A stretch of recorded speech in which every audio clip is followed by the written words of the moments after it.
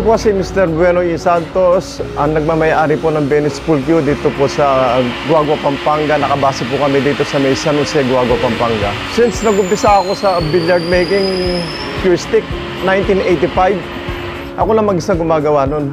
Natuto ako sa kapatid ko kay Boy Santos. Tapos binigyan niya ako ng break, tinulungan niya ako para makapagsarili.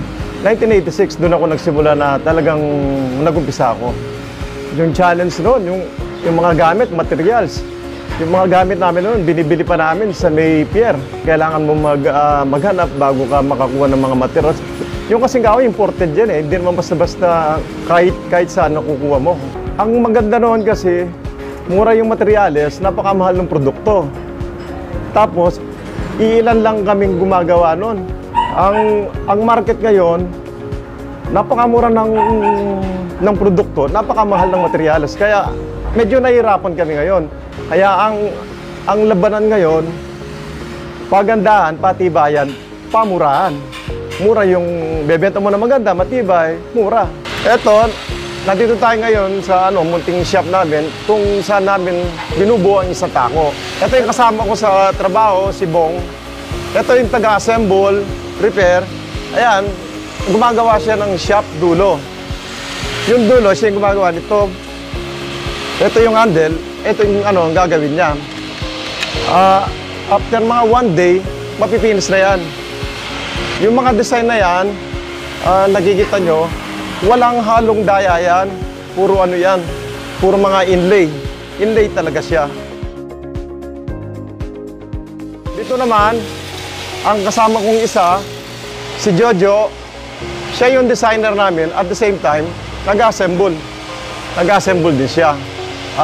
Bawat isa sa amin, may kanya-kanyang trabaho.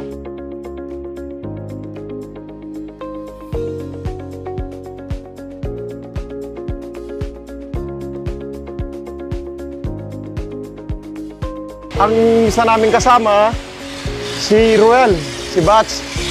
Nag-assemble din siya, finishing. Lahat siyang kayang gumawang itayo yung isang tako. Kayang buuin. Tapos, yan mga ginagawa namin. Puro mga inlay. Yan. Yan, ang papatapos pa lang yung mga yan. Kami dito, 5 kami. 5 kami nagtatrabaho dito, wala lang yung isa. Kung tawagin kami, voltas 5 ng tako. Dito naman sa lugar na ito, dito ako nagta-top coat. Dito ang pwesto ko. Ito yung mga ibang takong tinatop coat namin, tinatop coat ko. Yan. Yan ang istakan namin ng mga kahoy, meron pa sa itaas. Ito yung mga kahoy na sinasabi ko sa inyo, yung mga imported wood. Imported wood to. Mga maple, ito yung ginagamit na shop. Yung pang itaas. Tapos ito naman yung mga sinasabi nilang killwood shop. Ito, ang proseso nito, kami lang ang gumagawa, ako lang ang gumagawa. Bago namin gagawin ang killwood, sinasalang muna namin dito sa chemical, merong gamot. Kaya yung mga produkto namin, may mga warranty yan.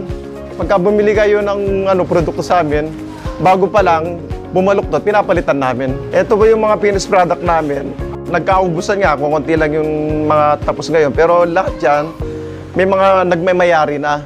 Inaantay na lang namin na pipikapin.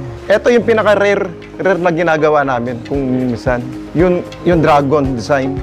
Etong dragon na ito, ang sinasabi nila, sticker. Pero hindi siya sticker.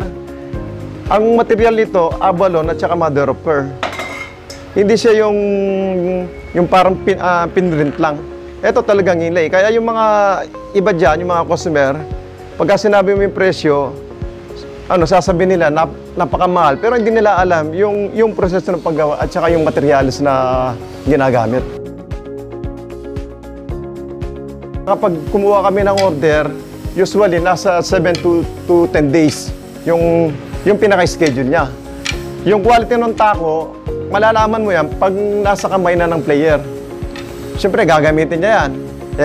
Kung mahina yung tako, babaluktot, sandali, merong vibrate, merong doon nagkakatalo sa mga cue maker.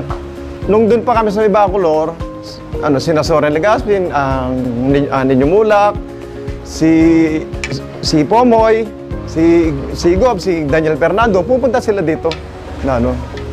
Siyempre, napakatagal yung mga iba, hindi ko na alam eh. Pero usually, yung mga player, yung mga bilyarista, marami dumadating dito.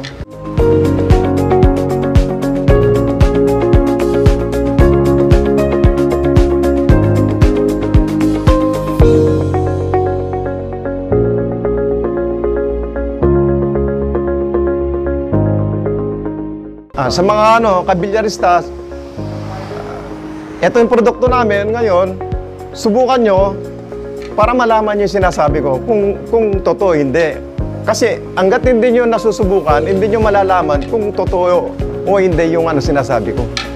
Kaya kapag pumunta kayo dito, sigurado naman, meron mag-entertain sa inyo ng mga tao, makakasama ko sa shop. At dito hindi siya napakamahal, napakamura ng maintenance dito ng mga tao. Kaya